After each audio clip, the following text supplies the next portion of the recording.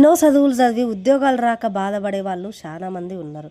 కన్న పేగును మర్చి నా కుటుంబానికి ఏం సాధించినా అని నా ముఖం చూపెట్టుకోగలుగుతా అనే దురాలోచనలు యాదలు పెట్టుకొని సూసైడ్ చేసుకుంటా ఉన్నారు.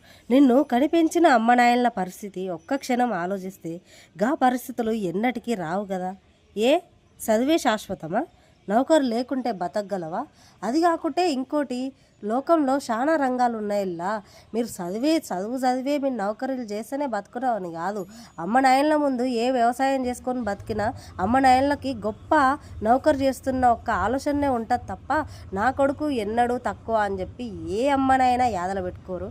సూసైడ్ ఒక్కటే శాశ్వతం కాదుల్లా, చాలా రంగాలు ఉన్నాయి. మీకు ఎందులో అయితే ఇంట్రెస్ట్ ఉందో ఖచ్చితంగా అందులో అయితే మీరు పాల్గొనండి.